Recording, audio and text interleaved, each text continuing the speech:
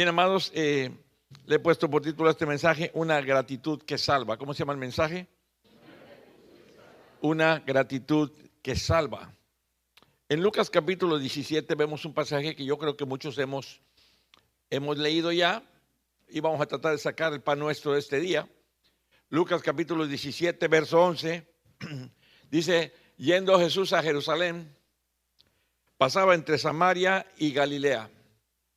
Y al entrar en una aldea, le salieron al encuentro 10 hombres leprosos, los cuales se pararon lejos y alzaron la voz diciendo, Jesús, Maestro, ten misericordia de nosotros. Cuando él los vio, les dijo, id, mostraos a los sacerdotes. Y aconteció que mientras iban, fueron limpiados. Entonces uno de ellos, viendo que había sido sanado, volvió glorificando a Dios a gran voz y se postró rostro en tierra a sus pies, dándole gracias, y este era samaritano. Respondiendo Jesús dijo, ¿no son 10 los que fueron limpiados? ¿Y los 9 dónde están? No hubo quien volviese y diese gloria a Dios, sino este extranjero. Y le dijo, levántate, vete, tu fe te ha salvado. En este pasaje, amados, vemos 10 hombres enfermos, 10 hombres leprosos que claman a Jesús desde lejos.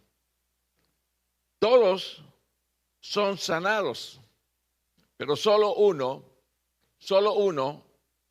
un no judío, sino más bien un samaritano, regresa al Señor a darle gracias.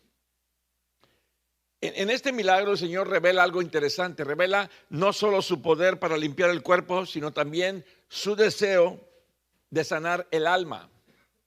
Y hoy yo quiero que veamos cómo la gratitud genuina es evidenciada, o es evidencia más bien de una fe salvadora y transformadora. Hoy quiero, en base a este pasaje, resaltar 5 puntos importantes a reflexionar. El primer punto es la condición del hombre sin Cristo. Un hombre sin Cristo está alejado y necesitado. Dice la palabra de Dios que al entrar en una aldea le salieron al encuentro 10 hombres leprosos. Ahora, no era inusual que estos leprosos se congregaran unos con otros. Eran normalmente expulsados de la sociedad y no tenían derecho a otra compañía más que a otros leprosos, así que se pararon lejos. Yo siempre digo que los espíritus se buscan y en este caso los leprosos se buscaron. No era inusual que estos leprosos se congregaran los unos con los otros porque, vuelvo a repetir, eran expulsados de su comunidad, eran expulsados de su sociedad y no tenían otra compañía que la de otros leprosos, así que andaban juntos, pero se pararon lejos de Jesús. La ley tenía reglas claras y precisas para los leprosos. Por cuestiones de sanidad, se conocía que los leprosos tenían que guardar muchas distancias de la gente sana. En el libro de Levítico, en el capítulo 13, en el verso 45, dice la palabra de Dios así, y el leproso en quien hubiera llaga llevará vestidos rasgados y su cabeza descubierta y embozado pregonará, inmundo, inmundo. Todo el tiempo que la llaga estuviera en él, será inmundo, estará impuro y habitará solo. Fuera del campamento será su morada. Una vez ya confirmado el diagnóstico por los sacerdotes que también fungían como médicos, dermatólogos, ¿sí? Una vez confirmado el diagnóstico de lepra, todo cambiaba para ese sujeto, para ese leproso ahora. Vivía en un estado perpetuo de luto y de desgracia pública, porque tenía que andar gritando a todos, soy inmundo, tenía que dar cuenta de sí a distancia de la gente y además se le ordenaba que tenía que vivir solo en un estado de perpetua exclusión, fuera del campamento. Las personas con esta condición entonces se les permitía sí vivir entre ellos juntos, al fin leprosos. De hecho, hay grupos aquí en México de leprosos, hay leprosarios todavía, algunos en el país, en donde lo que habita ahí son puros leprosos. La Biblia dice que entonces sería inmundo, estaría impuro y tendría que habitar solo. Y a pesar de lo estricto que esto era, con el tiempo muchos judíos fueron más allá al excluir a los leprosos de su sociedad, quitarles todo, alejarlos de la familia, desampararlos por completo. Ahora, en los días de Jesús, muchos judíos pensaban dos cosas sobre un leproso. Primero decían, este es un muerto vivo, este es un muerto viviente, ¿sí? Y se merece esto porque muy probablemente es un castigo de parte de Dios en su contra. Entonces, por todos lados estaba arruinado, físicamente y socialmente era un arruinado. La tradición judía señalaba que no se debía saludar a un leproso y que había que mantenerse por lo menos a 2 metros de distancia de ellos. ¿Se acuerda usted cuando el COVID que decían 2 metros de distancia? Vea desde dónde se venía practicando esa separación de los enfermos, ¿sí? Un rabino se jactaba de que ni siquiera compraba, por ejemplo, comida o frutos o huevos en la calle donde vivía o donde sabía que había vivido un leproso. Y otros se jactaban de que podían tirarle piedras a los leprosos para evitar que se les acercaran. Entonces, realmente era una vida bastante lamentable la del leproso. Por lo tanto, los leprosos estaban lejos, estaban marginados por su enfermedad y sin esperanza de volver a tener contacto humano, a menos que sanaran. Así está el ser humano sin Dios. Está separado por el pecado. En Isaías 59:1 se nos dice, he aquí que no se ha cortado la mano de Jehová para salvar, ni se ha agravado su oído para oír, pero vuestras iniquidades, y ahí estamos hablando ya de la lepra, han hecho división entre vosotros y vuestro Dios, y vuestros pecados han hecho ocultar de vosotros su rostro para no oír. Este verso nos muestra que el pecado genera una separación entre nosotros y Dios, una barrera espiritual entre el hombre y el Señor. Y así como Adán y Eva fueron expulsados del huerto del Edén por el pecado de la desobediencia, el pecado nos separa hoy en día de la comunión divina. Cuando David pecó con Betsabé, usted recordará, él perdió el gozo de la salvación hasta que confesó su pecado. La distancia no la produce Dios, amados. La distancia la generamos nosotros por nuestro corazón rebelde y endurecido. Sin arrepentimiento no podrá haber comunión, porque la santidad de Dios no puede vivir con el pecado. Pero cuando confesamos nuestras faltas, cuando nos arrepentimos de corazón, entonces Él rompe esta separación y Él restaura nuestra relación por medio del Señor Jesucristo. Ahora bien, nadie puede acercarse a Dios por sus méritos, solo por su misericordia. Romanos 3:10 dice, como está escrito, no hay justo ni aun uno, y no hay quien entienda, no hay quien busque a Dios. Todos se desviaron, a una se hicieron inútiles. No hay quien haga lo bueno, ni siquiera uno. Entonces, amados, el hombre, por más buenas obras que haga, seguimos siendo pecadores y necesitamos de la gracia divina. La salvación no es recompensa por nuestros propios esfuerzos humanos, sino más bien un regalo inmerecido llamado gracia. Jesús, con su sacrificio en la cruz, abrió camino para reconciliarnos con el Padre, mostrando que solo su misericordia nos abre paso, solo su misericordia nos da acceso a Dios. Por eso, todo aquel que viene a Dios debe saber esto y hacerlo con humildad. Debe reconocer su necesidad de perdón y la gracia que solo Cristo puede ofrecer. Entonces, número uno, la condición del hombre sin Cristo es estar alejado y sin Dios. No hay otra opción. Como el leproso, fuera del campamento, fuera de la intimidad, fuera de la comunión. Número dos, la obediencia que precede al milagro. Observemos la obediencia que precede al milagro. Es interesante, pero los 10 leprosos le salen al encuentro y dice que desde lejos le gritan: Jesús, Maestro, ten misericordia de nosotros. Ahora, Jesús no los toca, no se acerca a ellos. En este caso, hubo otro caso en el que sí tocó a un leproso, pero en este caso no lo toca, ni dice, bueno, queden sanos. Más bien les dice, vayan y preséntense delante de los sacerdotes. Cualquiera habría dicho, pero ¿qué no estás viendo cómo estamos?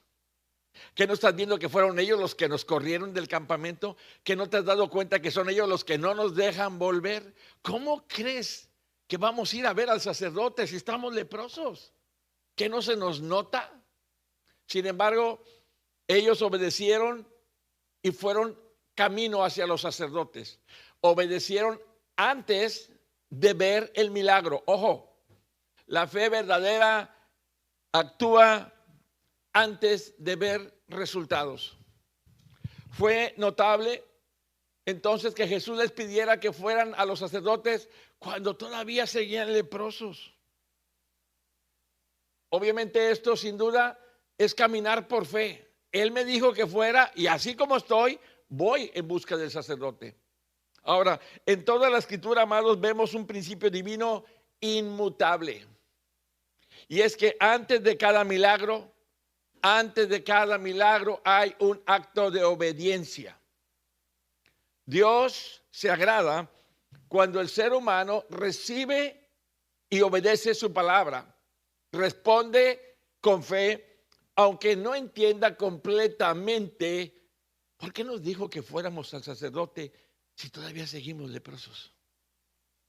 Porque fue en el camino, ya caminando hacia los sacerdotes, que vino la sanidad. Entonces, amados, la obediencia abre puerta a lo sobrenatural. Diga conmigo, la obediencia abre puerta a lo sobrenatural.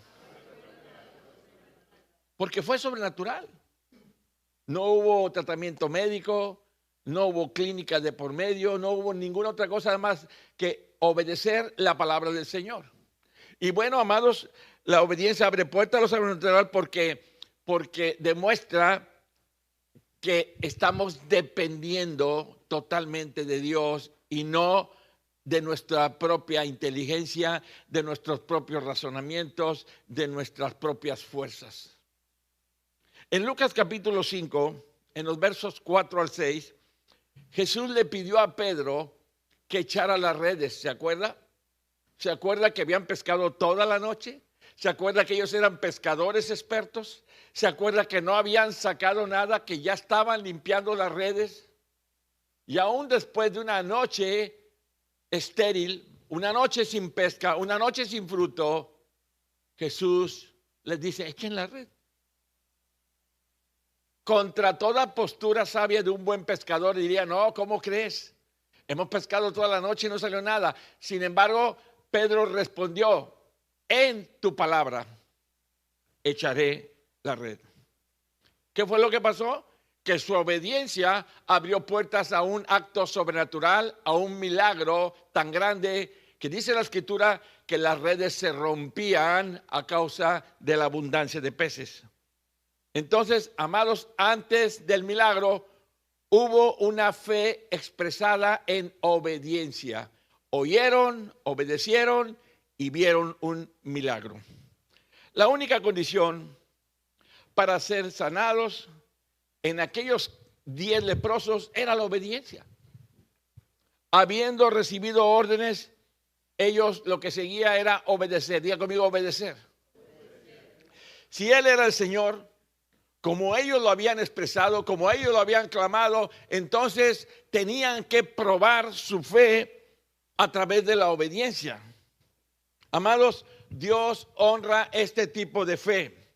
Dios honra este tipo de fe y la convierte en un instrumento de su mano para obrar muchos milagros. En Primera de Reyes, capítulo 17, en el verso 13 al 16, vemos a la viuda de Sarepta. Ella obedeció la palabra de Elías, dándole su último pan. Su último pan. No había comida. Y le dio su último pan. ¿Sí? Aunque parecía una locura, en tiempos de hambre, ella oyó, ella obedeció. Y como resultado, la harina y el aceite nunca se le acabaron. Su obediencia, aún en medio de la escasez, desató la provisión más milagrosa vista en esa zona. Como dice el libro de Hebreos capítulo 1, verso 6, pero sin fe es imposible agradar a Dios, porque es necesario que el que se acerque a Dios crea que le hay y que es galardonador de los que le buscan. Ahora, la verdad es que no siempre entenderemos lo que Jesús nos pide. No siempre entenderemos lo que Jesús demanda de nosotros, pero debemos confiar. Muchas veces Jesús nos pide cosas que no comprendemos de inmediato, pero la fe genuina consiste en confiar sin necesariamente entender. Cuando Abraham fue llamado a sacrificar a Isaac, usted recordará, su único hijo, el que amaba, no entendió el propósito, pero dice que él obedeció y que Dios proveyó sobrenaturalmente un cordero en su lugar. Ahora imagine a Pedro, al ser invitado a caminar sobre el agua: Señor, si eres tú, di que vaya. Y dijo el Señor: pues ven, te espero, aquí te espero. ¿Sí? Al ser invitado a caminar sobre el agua, pues quizás en ese momento dudó, pero se atrevió y empezó a caminar. ¿Y cuándo empezaron sus problemas? Cuando dejó de confiar en la palabra que había recibido. Imagine la cara de los apóstoles. Esa escena a mí me fascina. Hay 5,000 hombres, sin contar mujeres y niños, en el desierto. Llevan ya 3 días con el Señor en el desierto. Los apóstoles están preocupados y dicen: Señor, despídelos ya. Llevan mucho tiempo sin comer, ya demasiado tiempo, vienen con familias, despídelos ya. ¿Y qué es lo que le dice el Señor? Denles ustedes de comer. ¿Qué? ¿Qué? ¿Quieres que vayamos y compremos 200 denarios de pan y les demos de comer a los 5,000? Ellos no entendieron. Ahí nada más había 2 opciones: obedecer o no obedecer. Cuando ellos obedecieron y empezaron a darle de comer a los primeros, los peces y los panes se multiplicaron hasta que todos fueron saciados. Y aún así recogieron 12 cestas de lo que sobró. Así también el creyente, amados, debe obedecer aunque el camino parezca incierto. Lo que es una realidad es que Dios no siempre explica, Dios no siempre nos da un instructivo, Dios no siempre nos da un mapa, pero siempre cumple su propósito cuando caminamos confiando en Él y su palabra. Yo le pregunto, ¿le ha sucedido alguna vez a usted eso? Que Dios de repente le habla algo a través de alguien, a través de una lectura, a través de una prédica, a través de un amigo, y es ministrado y le dice: es que Dios quiere que tú hagas esto. Y usted dice: ¿pero cómo? Es que Dios quiere que dejes a esta persona. Pero es que Dios quiere que aprendas obediencia. Dios quiere que te endereces. Dios quiere que dejes este negocio, Dios quiere que dejes esta relación, Dios quiere que dejes estos lugares, Dios quiere que dejes este oficio.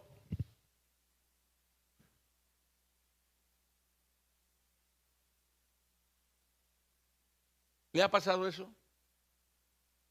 Que alguien le dé una palabra de parte de Dios, se la dé con la Biblia. Mira, dice Dios esto. Y que usted diga, pero ¿cómo obedecer eso? Eso me va a costar. ¿Y de qué voy a vivir? ¿Y cómo le voy a hacer sin eso? Y empezamos a cuestionar. Miremos un tercer punto. Miremos ahora la ingratitud del corazón humano. Diga conmigo, ingratitud. Dice el Señor, ¿no fueron 10 los limpiados? El Señor empieza a hacer cuentas. ¿Y los 9 dónde están? Porque nada más regresó uno. Y regresó el samaritano, el que menos se pudiera esperar que volviera. Él no era judío, era samaritano, despreciado por los judíos. Amado, la ingratitud revela corazones centrados en los dones, no en el dador de los dones. Mucha gente busca a Dios por lo que Dios le puede dar, no por quien Dios es. Amado, la bendición sin gratitud al paso del tiempo se convierte en maldición del alma. La gratitud se dice que es la memoria de un corazón redimido. Por lo tanto, el agradecido siempre reconocerá su indignidad y la grandeza de Dios. El agradecido siempre reconocerá, Señor, esto es demasiado para mí, solo tú puedes hacer esto, eres grande, eres misericordioso, yo no me merezco esto. Recordemos la naturaleza pecadora del corazón humano. Jeremías 17:9 dice, engañoso es el corazón más que todas las cosas y perverso. ¿Quién lo conocerá? Amados, ni siquiera nosotros conocemos nuestro corazón realmente. A veces Dios nos permite que pasemos por pruebas de donde sale lo que realmente somos. Ahí se muestra en el momento de la crisis, de la angustia, del callejón sin salida, quién eres realmente. Esto refleja que la ingratitud normalmente nace de un corazón y de una condición pecaminosa que nos aparta de Dios y que nos lleva a olvidar todas las bendiciones que Dios nos ha dado. Normalmente la gente siempre se enfoca más en lo que no tiene, en lo que Dios no le ha dado y pierde de vista todo lo que Dios le ha dado. Desde el amanecer, Dios te está dando un soplo de vida, te está dando aliento de vida y eso nadie lo agradece. Desde el amanecer, Dios te está permitiendo que puedas abrir los ojos, que puedas levantarte, que tengas fuerza para trabajar, que estés renovado y eso nadie lo agradece. Por eso digo, esto refleja que la ingratitud nace de una condición pecaminosa que nos aparta de Dios y nos lleva a olvidar sus beneficios.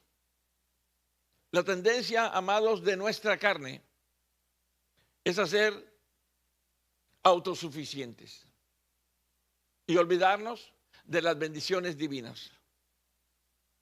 La razón principal de la ingratitud es la corrupción interna que afecta nuestra percepción y nuestra actitud hacia Dios. Por eso, sin la gracia de Dios, el corazón se vuelve ingrato y olvidadizo, se vuelve ciego y hasta arrogante. La ingratitud viene como consecuencia de la dureza del corazón. Romanos 1:21 dice, pues habiendo conocido a Dios, no le glorificaron como a Dios ni le dieron gracias. La Biblia advierte entonces que un corazón duro produce ingratitud y una falta de reconocimiento hacia Dios. Un corazón duro nos vuelve ciegos. La dureza impide que el corazón reconozca o distinga las bendiciones divinas y se vuelve insensible a todas las bendiciones. Oye, es que todo lo que Dios te ha dado. Es que todo lo que Dios te ha permitido y no lo valoras. Yo le pregunto, ¿tiene usted idea de cuánto lo ha bendecido Dios? ¿Tiene usted idea de cuánto le ha bendecido Dios? Nada más el día de hoy. Nada más el día de hoy. Cuando el corazón no está receptivo, cuando el corazón no está consciente, la gratitud desaparece y llegamos al punto de la indiferencia. La falta de agradecimiento revela una actitud de desprecio y de olvido hacia las misericordias de Dios. De hecho, la dureza del corazón es una causa principal de ingratitud espiritual.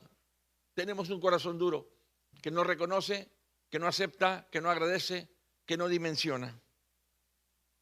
Podemos ver la ingratitud del pueblo de Israel en la historia. El pueblo de Israel, amados, fue un ejemplo claro de ingratitud a pesar de las grandes maravillas de Dios sobre ellos.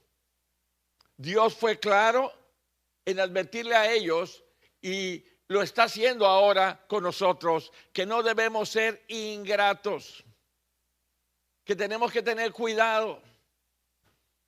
Deuteronomio capítulo 8, verso 11 dice, cuídate de no olvidarte de Jehová tu Dios para cumplir sus mandamientos, sus decretos y sus estatutos que yo te ordeno hoy. No suceda, y observe ahí, no suceda que comas y te sacies y edifiques buenas casas en que habite. Diga conmigo prosperidad. Porque eso es prosperidad. Eso es prosperidad. Estamos hablando de una persona que le está yendo bien en los negocios. Está comiendo bien, está vistiendo bien, está comprando casa, trae buen carro, trae buena ropa, trae dinero. No suceda que comas y te sacies y edifiques buenas casas en que habites y tus vacas y tus ovejas se aumenten y la plata y el oro se te multipliquen y todo lo que tuvieres se aumente y se enorgullezca tu corazón. Oiga, y te olvides de Jehová tu Dios que te sacó de tierra de Egipto de casa de servidumbre. No sea que te vaya tan bien que te olvides de Dios. Sin embargo, y a pesar de esta clara advertencia dada al pueblo de Israel, con frecuencia ellos se olvidaron de sus beneficios y se volvieron rebeldes.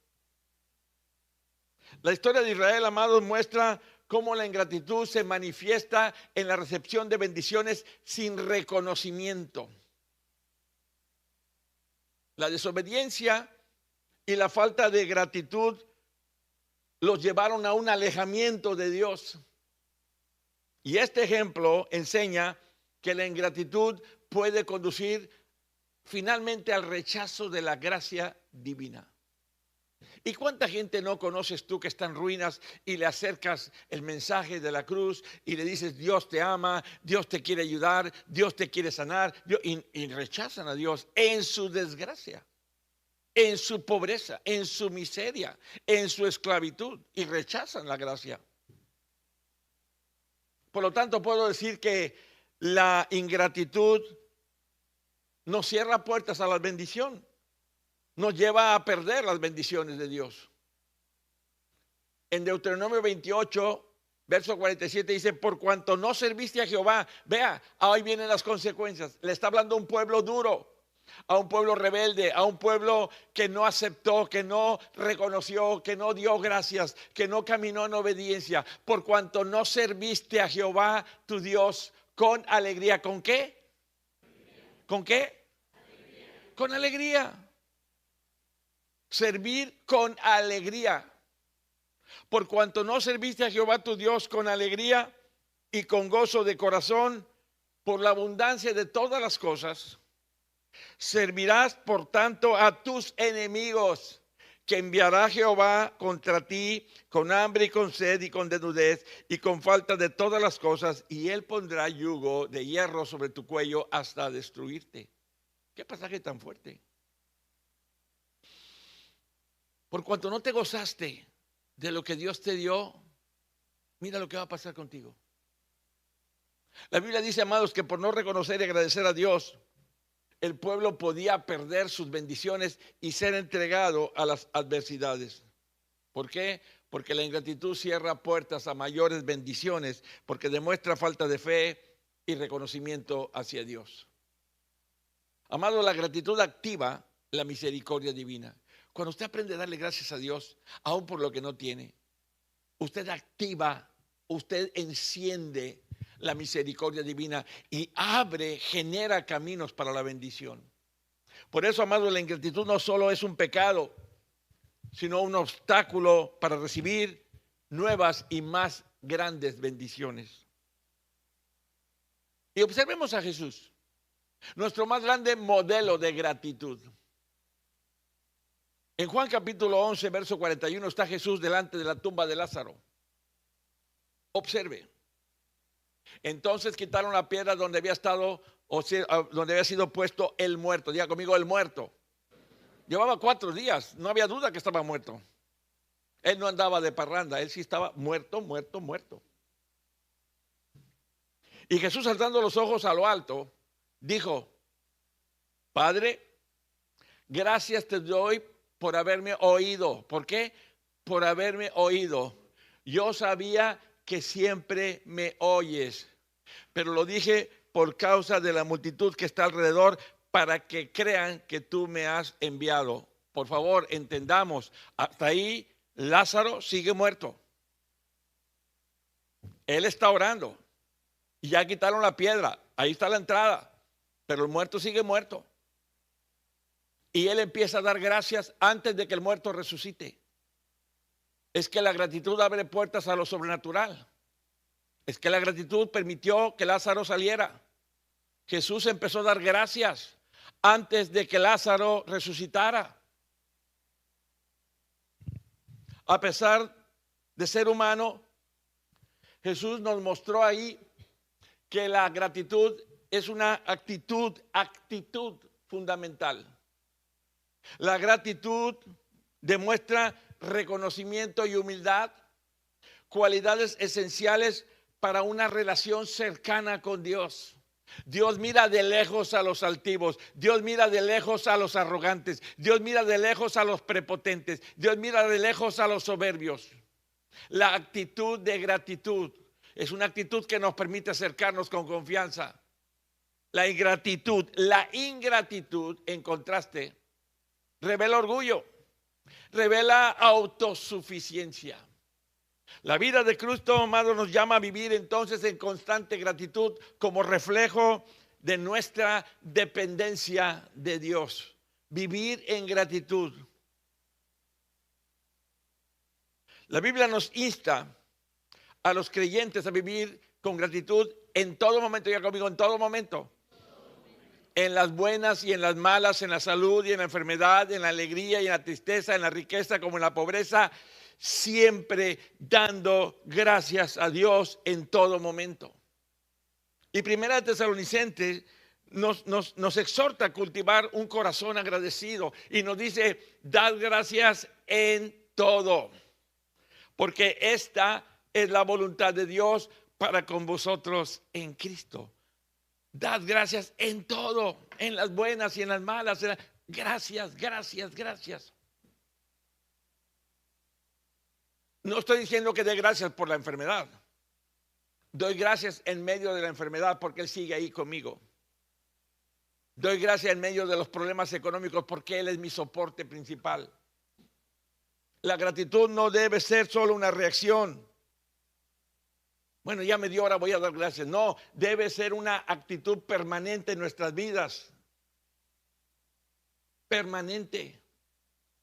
Por lo tanto, cultivar un corazón agradecido nos ayuda a reconocer la soberanía y la misericordia de Dios. Es un acto de fe que renueva nuestra relación con Él y nos protege de precisamente la ingratitud. La gratitud, amados, la gratitud de corazón, la gratitud sincera, glorifica a Dios y nos acerca aún más a su presencia. Punto número 4.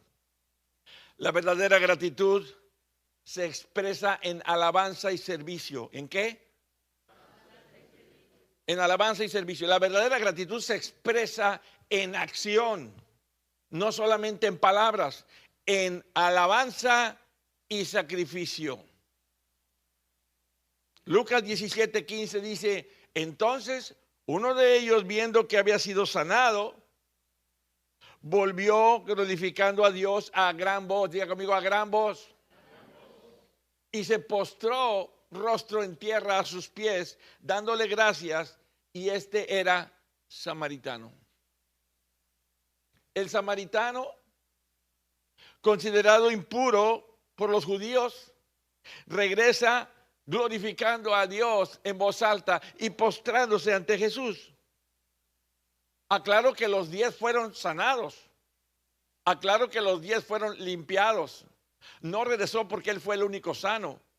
No, regresaron los 10. No, los 10 no regresaron, nada más regresó uno. Su fe no solo lo limpió, lo transformó en un adorador. Amados, el corazón agradecido no puede quedarse callado. Si usted está agradecido, usted va a decir gracias, gracias, gracias. No se puede quedar callado. La gratitud y la alabanza son expresiones naturales de un corazón que reconoce la bondad, el poder, la gracia, la misericordia y la fidelidad de Dios. Y cuando alguien realmente ha experimentado su amor, no puede quedarse callado. No es cualquier cosa. Experimentar la gracia de Dios, experimentar un milagro de Dios, experimentar el abrazo de Dios, la misericordia de Dios, el favor de Dios. ¿Y cómo quedarnos callados? La verdadera gratitud se convierte en alabanza pública. Diga conmigo, pública. Decía David, bendeciré a Jehová en todo tiempo. Diga conmigo, en todo tiempo. Su alabanza estará de continuo en mi boca, no en mi corazón, no en mi mente, no, saldrá. Lo oirán los demás, lo escucharán los demás. Este es un hombre agradecido, este es un hombre que alaba a Dios, este es un hombre que reconoce el favor. David fue un hombre que conoció tanto las alturas del éxito, cuando se sentó en el trono y empezó a vivir de las ganancias, como en las profundidades del dolor, como cuando su hijo lo persiguió, como cuando Saúl lo persiguió.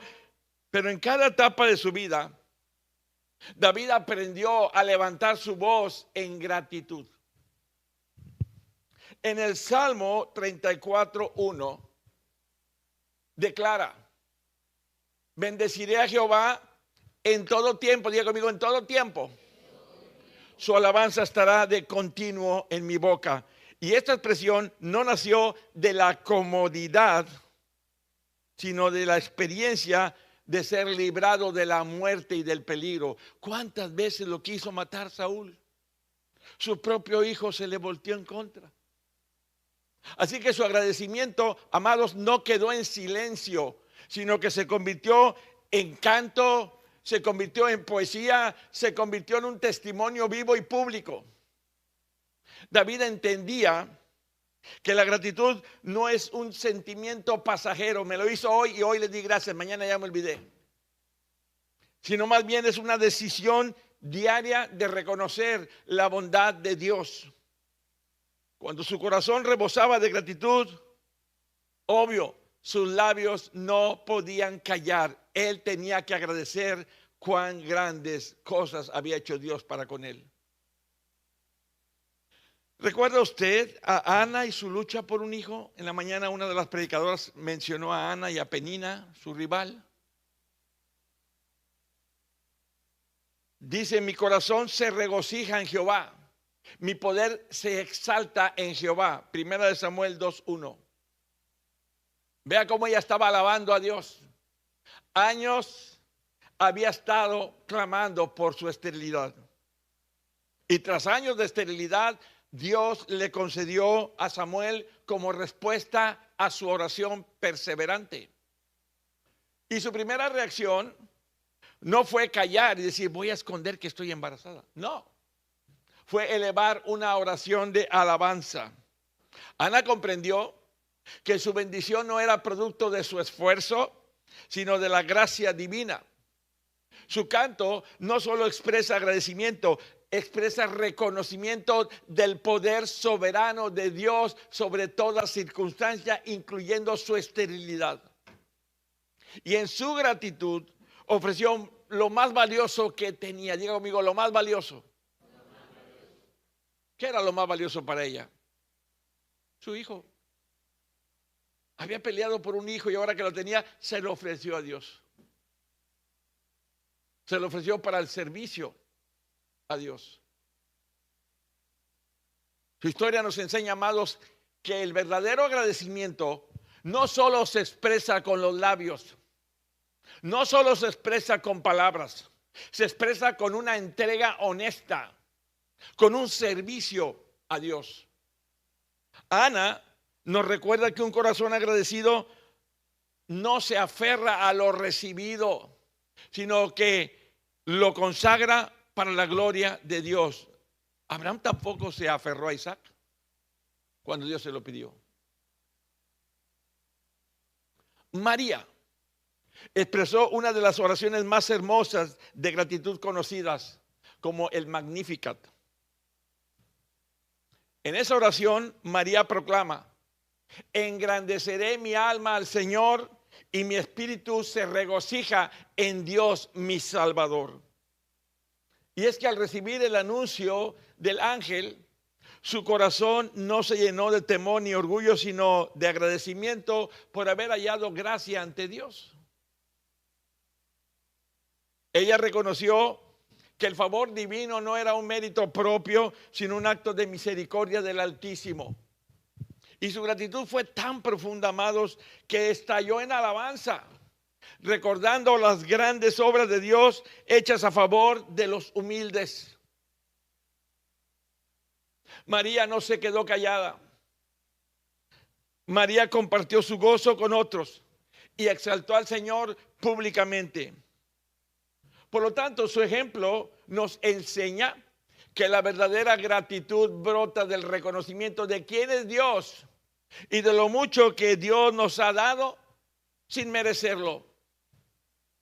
Un corazón agradecido como el de María magnifica a Dios en toda circunstancia y proclama su fidelidad por generaciones.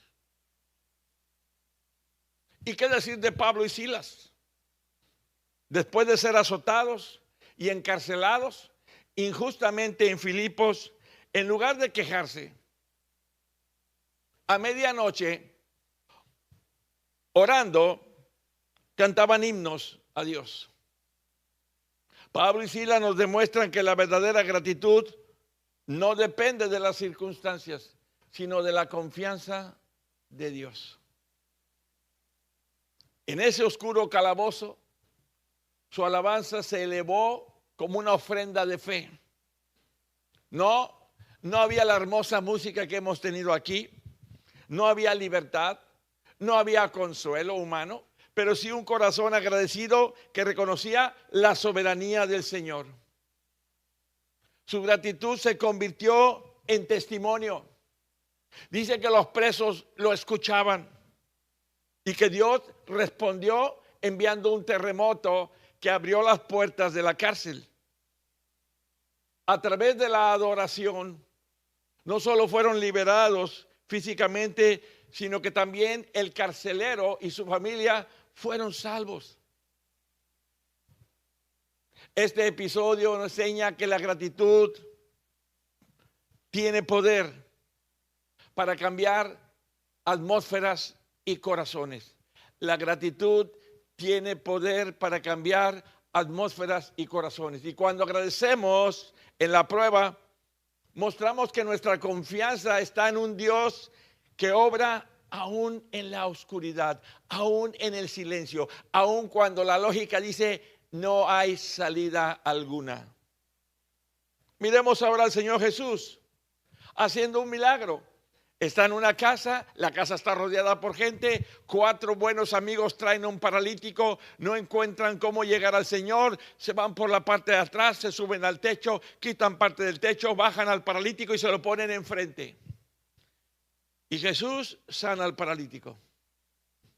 Y cada vez que Jesús obraba un milagro, la gente no podía contener su asombro ni su gratitud. Cuando sanó al paralítico, dice la Escritura que toda la gente al ver esto glorificó a Dios y se llenaron de temor diciendo: hoy hemos visto maravillas. Aquella multitud había sido testiga del poder y la compasión divina manifestadas en Cristo. Sus corazones conmovidos por la gracia, respondiendo con alabanzas espontáneas. Nadie tuvo que obligarlos a agradecer. La gratitud, amados, brotó naturalmente al contemplar el milagro, al contemplar las obras del Señor. Y en cada sanidad, en cada liberación y en cada enseñanza, la gente exaltaba el nombre de Dios, reconociendo que solo Él tiene poder para hacer maravillas. La gratitud colectiva se convertía en adoración pública, en testimonio vivo de la presencia de Dios entre ellos. Y este ejemplo nos recuerda que cuando vamos a Dios y que cuando vemos su mano obrando en nuestras vidas, no debemos callar, sino proclamar su grandeza con alegría. Porque un corazón agradecido siempre encontrará motivos para glorificar a su Salvador. El corazón agradecido no se calla, no se queja y no se olvida.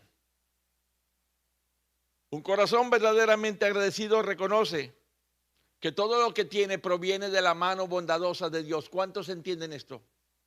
¿Cuántos reconocen que lo que tienes es porque Dios te lo ha prestado? Porque todo es de Él. Todo es de Él. Por eso no se queja, porque confía en la soberanía divina, aún en medio de la prueba. La Biblia dice: dad gracias en todo, porque esta es la voluntad de Dios para con vosotros en Cristo Jesús. Y el que agradece, por lo general, el que agradece no se enfoca en lo que le falta, sino en la fidelidad del Señor, que nunca falla. Tampoco se calla, porque el gozo del agradecimiento lo impulsa a proclamar. Por eso decía David: bendeciré a Jehová en todo tiempo, su alabanza estará de continuo en mi boca. Pero además tampoco se olvida, porque mantiene viva la memoria de las obras y misericordias de Dios, como dice el salmista: bendice alma mía a Jehová y no olvides ninguno de sus beneficios. Por lo tanto, el corazón agradecido ve la mano de Dios en todo. Aquí estuvo Dios, esto lo hizo Dios, a Él le damos la gloria, a Él le damos gracias. Ve la mano de Dios en todo, y su respuesta natural es la alabanza constante, la confianza firme y la memoria viva de su amor eterno por cada uno de nosotros. Terminemos con el pasaje del samaritano leproso. Jesús le dijo: levántate, vete, tu fe te ha salvado. Los 10 fueron limpiados, pero solo uno fue salvado. Ojo, los 10 sanaron físicamente, pero solo uno espiritualmente. La fe agradecida lo llevó más allá de la sanidad física, hacia la salvación eterna. Y entonces dice: no hubo quien volviese y diese gloria a Dios, sino este extranjero. Mira lo que está diciendo Jesús: no hubo quien volviese y diese gloria a Dios, sino este extranjero. Y le dijo: levántate, vete, tu fe te ha salvado. Y este pasaje, amado, nos muestra que no toda la fe es igual. No toda la fe es igual.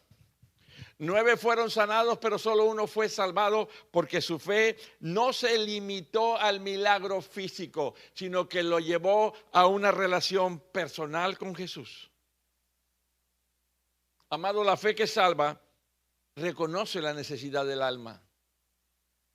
Los 10 leprosos clamaron por sanidad física, pero solo uno discernió que necesitaba algo más que sanidad física, necesitaba algo más tremendo, algo más profundo, la restauración espiritual. Jesús no solo sana cuerpos, también transforma corazones. Por eso dice, venid a mí todos los que estáis trabajados y cargados, y yo os haré descansar. La fe que salva reconoce su necesidad total de Cristo. La lepra era un símbolo del pecado que separa al hombre de Dios. Por eso, amados, más que curación externa, el alma necesita sanidad, limpieza interior. El samaritano vio en Jesús no solo a un sanador, sino al Salvador capaz de restaurar completamente su vida, no solamente su piel, no solamente su cuerpo. Y esta fe verdadera comienza cuando reconocemos nuestra condición espiritual. El problema es que nos acostumbramos a estar mal. Nos acostumbramos al pecado y ya no lo vemos malo. Nos habituamos a seguir mintiendo, a seguir engañando, a seguir defraudando, a seguir fallando. Nos habituamos, es normal, todos lo hacen. Le llamamos a lo malo bueno. Ese es el problema. Debemos reconocer nuestra condición espiritual y nuestra incapacidad de salvarnos por nosotros mismos. No podemos por nosotros mismos. Jesús dijo, no he venido a llamar justos, sino a pecadores al arrepentimiento. La fe que salva nace del corazón humilde que reconoce su condición de pecador y que corre a los pies de Cristo en busca del perdón. ¿Se acuerdan del endemoniado gadareno? Solo cuando admitimos nuestra necesidad del alma, estamos listos para recibir la gracia que transforma y salva. Solo cuando reconocemos y admitimos nuestra necesidad. No, yo estoy bien, yo no necesito de Dios, no, yo puedo solo, no, yo no quiero nada de eso. Mientras estemos en esa condición de autosuficiencia, porque nos va bien con los negocios, porque nos va bien con los asuntos del mundo, mientras estés en esa condición, no estás reconociendo tu condición real. Amado, la fe que salva debe obedecer sin cuestionar. La fe que salva debe obedecer sin cuestionar. Cuando Jesús ordenó a los 10 leprosos ir mostrados a los sacerdotes, ellos, le vuelvo a recordar, aún no estaban sanos, aún seguían leprosos.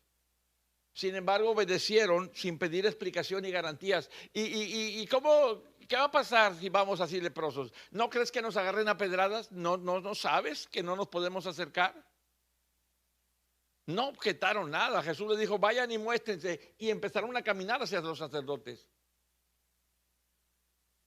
Esa obediencia antes de ver el milagro demuestra el verdadero carácter de la fe que salva. Confiar en la palabra de Cristo aunque los ojos no vean aún la respuesta. Confiar, Dios dijo, pero no vemos nada, Dios dijo. La fe auténtica no se basa en emociones, sino más bien en la certeza que Dios cumple lo que promete. ¿Cuántos dicen amén? Amén. Dios cumple lo que promete. Como Abraham, que obedeció sin saber a dónde iba. Estos hombres leprosos dieron pasos de fe.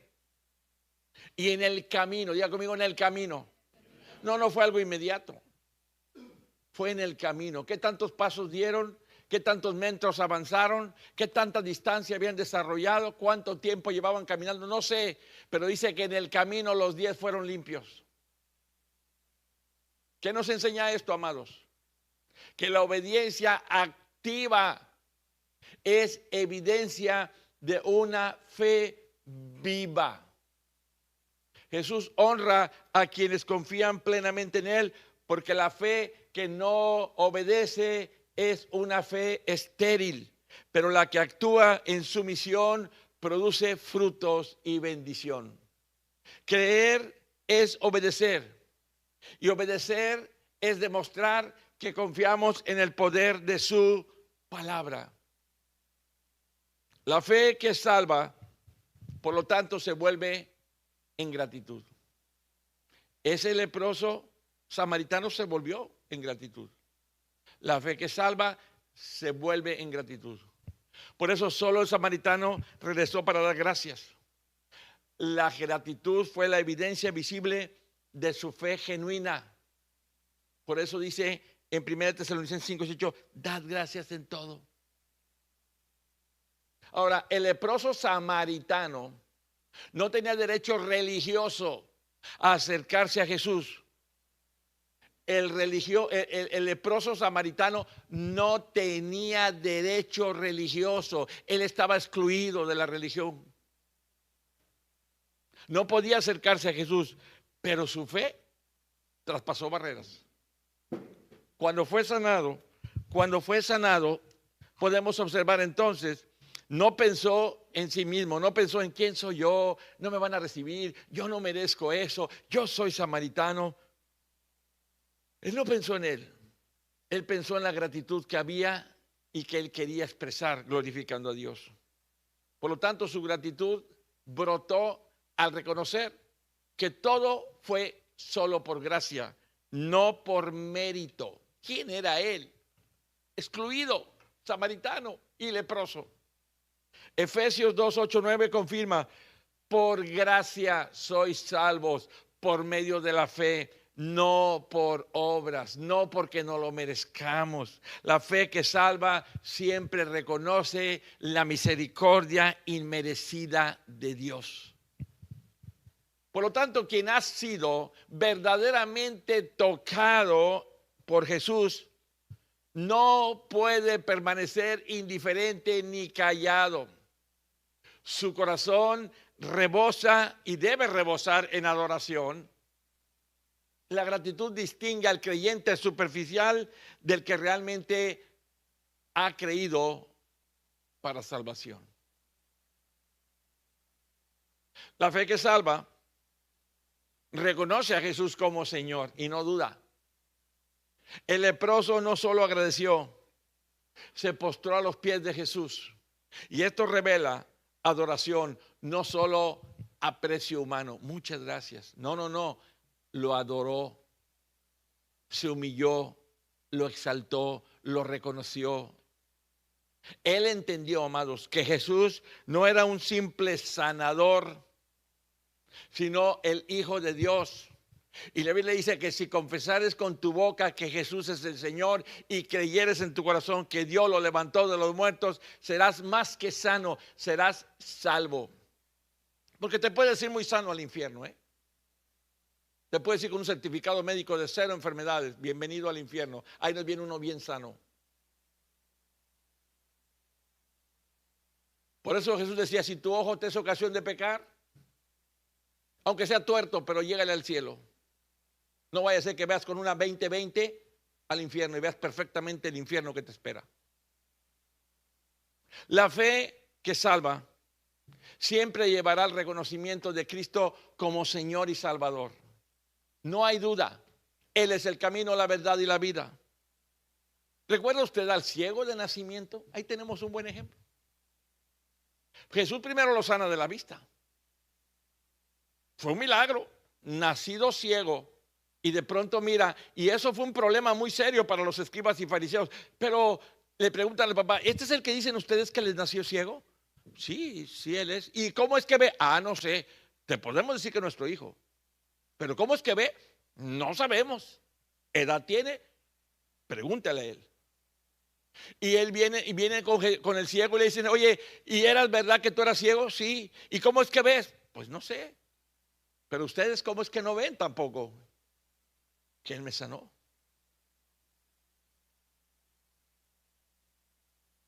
Después dice la escritura en Juan capítulo 9, verso 35, oyó Jesús decir que lo habían echado fuera. Lo sacaron del templo. Y hallándolo le dijo, ¿crees tú en el Hijo del Hombre?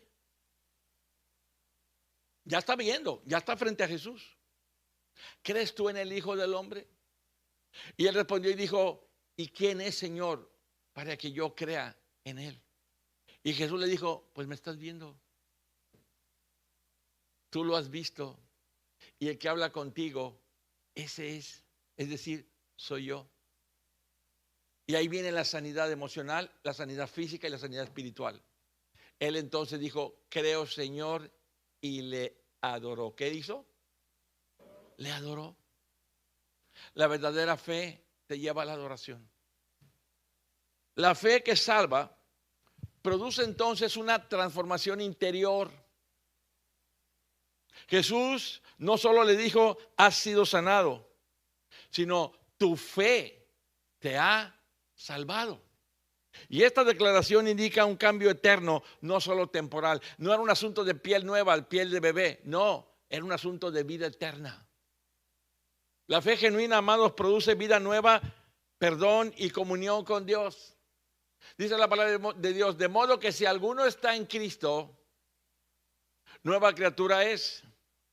La fe que salva no se conforma solo con un milagro, sino que busca tener una relación con el Señor de los milagros, una relación personal con el Salvador. La fe que salva no solamente anda detrás de los milagros, anda detrás del Señor de los milagros para adorarle y para servirle con todo su corazón.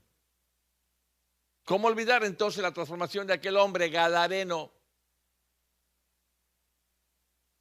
que de endemoniado pasó a estar en su justo juicio, bien vestido y sentado, tranquilo, platicando con el Señor? Y eso espantó a toda la gente. Este es el endemoniado que nos tenía sitiado el panteón. Este es el que se andaba hiriendo, el que gritaba todas las noches, el que rompía cadenas, el que no podíamos atar. Míralo, bañadito, arregladito, afeitadito, sentadito, vestidito, platicando con Jesús. Y eso les espantó. Amado, la fe que salva glorifica a Dios. El samaritano volvió glorificando a Dios a gran voz. La fe auténtica siempre termina en adoración. Cuando reconocemos que todo viene de Él, nuestra vida se convierte en testimonio de su poder y su amor. Así alumbre vuestra luz delante de los hombres, dice Mateo 5:16, para que vean vuestras buenas obras y glorifiquen a vuestro Padre que está en los cielos. La fe que salva glorifica a Dios. Por lo tanto, la fe que salva no solo cambia al creyente, sino que glorifica al Dios que salva. Concluyo. 9 recibieron un milagro pasajero, pero uno recibió la vida eterna. Solo uno.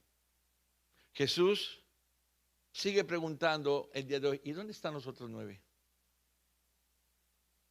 Sigue, yo creo que buscándolos. ¿Y dónde quedaron los otros 9? ¿Por qué no volvieron? ¿Por qué la gente nada más viene a la iglesia por un milagro y se va y ya no vuelve? ¿Por qué nada más vienen buscando lo que les beneficia, sino al que beneficia? ¿Por qué no somos capaces de darle gracias a Dios con nuestra vida? Si todos los días lo necesitamos, todos los días requerimos de Él. Amados, que no seamos de los que solo buscan bendiciones, sino de los que regresamos a los pies del Maestro con gratitud y con fe.